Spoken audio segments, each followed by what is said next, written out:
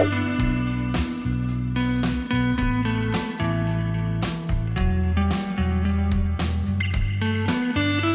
friends, welcome to Y2K Samayal. இன்னைக்கு நாம கோதுமை மாவை யூஸ் பண்ணி கஜூர் செய்யறது எப்படின்னு பார்க்க போறோம். மைதா மாவை யூஸ் பண்ணாம செய்யற சூப்பரான ஸ்நாக்ஸ் இது. இது நல்லா மொறுமொறுன்னு இருக்கும். டீ டைம்ல சாப்பிட்றதுக்கு நல்ல பெர்ஃபெக்ட்டான ஸ்நாக்ஸ் இது. சின்னவங்கல இருந்து பெரியவங்க வரைக்கும் எல்லாரும் விரும்பி சாப்பிட்ற சூப்பரான ஸ்நாக்ஸ் செய்யறது எப்படின்னு பார்க்க போறோம். அதுக்கு முன்னாடி இன்னைக்கு தான் நம்ம சேனலை நீங்க ஃபர்ஸ்ட் டைம் பார்க்கறீங்கன்னா சேனலை சப்ஸ்கிரைப் பண்ணுங்க. கூடவே பக்கத்துல இருக்க பெல் ஐகானை கிளிக் பண்ணுங்க. இப்போ வாங்க வீடியோக்குள்ள போலாம்.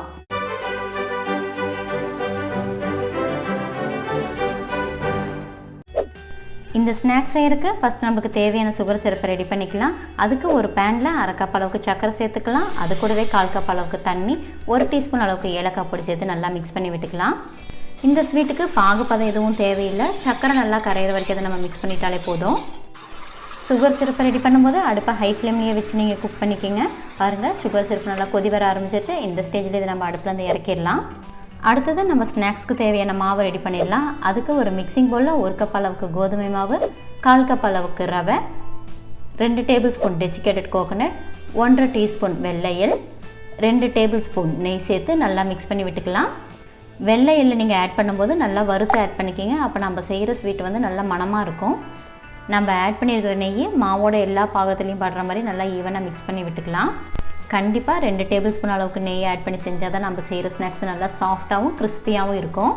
மாவு எல்லாத்தையும் நல்லா ஈவனாக மிக்ஸ் பண்ணதுக்கப்புறம் நம்ம ரெடி பண்ணி வச்சுருக்க சுகர் சிரப்பை கொஞ்சம் கொஞ்சமாக இதில் ஆட் பண்ணி நல்லா மிக்ஸ் பண்ணி விட்டுக்கலாம்.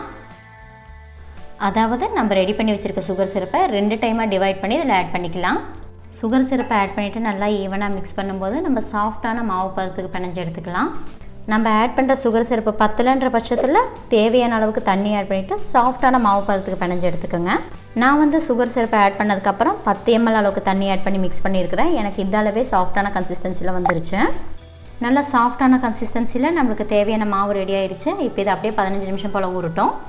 15 நிமிஷம் ஊறினதுக்கப்புறம் பார்த்தா நம்ம ஆட் பண்ண ரவையெல்லாம் நல்லா ஊறி இருக்கும். இப்போ இந்த மாவை 2 பாகமாக பிரித்து எடுத்துக்கலாம். நம்ம 2ஆக பிரிச்சிருக்க மாவில் ஒரு பாகத்தை எடுத்து சிலிண்டர் ஷேப்புக்கு உருட்டி எடுத்துக்கலாம். இந்த மாதிரி நம்ம கையை வச்சு எந்த அளவுக்கு முடியுமோ அந்த அளவுக்கு உருட்டி எடுத்துக்கலாம். அடுத்தது நம்ம சிலிண்டர் ஷேப்பில் உருட்டியிருக்க மாவை இந்த மாதிரி வெஜிடபிள் கட்டர் இல்லைனா பூரி கட்டையில் வச்சு நல்லா எந்த அளவுக்கு நம்மளால் தின்னாக உருட்ட முடியுமோ அந்த அளவுக்கு தின்னாக உருட்டி எடுத்துக்கலாம்.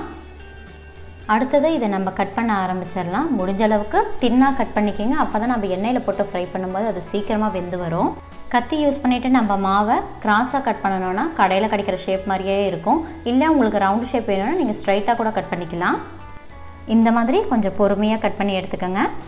நம்ம கட் பண்ணியிருக்க பீசஸை எடுத்து பார்த்தோன்னா உள்ள லேயர்ஸ் ஃபார்ம் ஆகி பார்க்குறக்கு ரஸ்க் மாதிரியே இருக்கும்.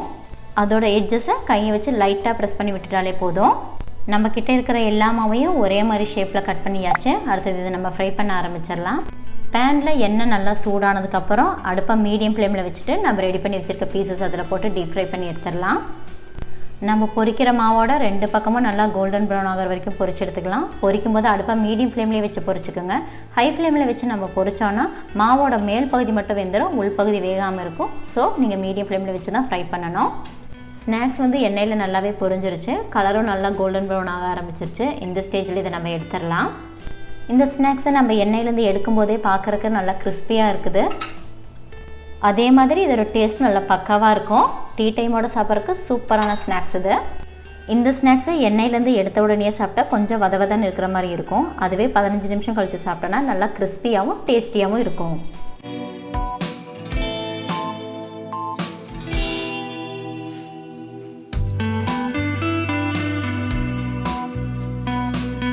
அவ்வளோதாங்க, கோதுமை மாவை யூஸ் பண்ணி நல்லா கிறிஸ்பியான ஸ்நாக்ஸ் செஞ்சிட்டோம். இந்த ஸ்நாக்ஸ் நீங்கள் செஞ்சு ஏர்டைட் கண்டெய்னரில் போட்டு வச்சிங்கன்னா 1 மந்த் வரைக்குமே நீங்கள் சாப்பிட்லாம். உங்களுக்கு எப்போல்லாம் ஸ்நாக்ஸ் சாப்பிடணும்னு தோணுதோ அப்போல்லாம் நீங்கள் இதை எடுத்து சாப்பிட்டுக்கலாம். இந்த ரெசிபி உங்களுக்கு பிடிச்சிருந்துச்சுன்னா லைக் பண்ணுங்கள், ஃப்ரெண்ட்ஸ் அண்ட் ஃபேமிலிக்கு ஷேர் பண்ணுங்கள். இந்த ஸ்நாக்ஸை நீங்களும் ட்ரை பண்ணி பார்த்துட்டு எப்படி இருந்துச்சுன்னு எனக்கு கமெண்ட் பண்ணுங்கள். மறுபடியும் இன்னொரு ரெசிபியில் பார்க்கலாம். அது வரைக்கும் பாய்.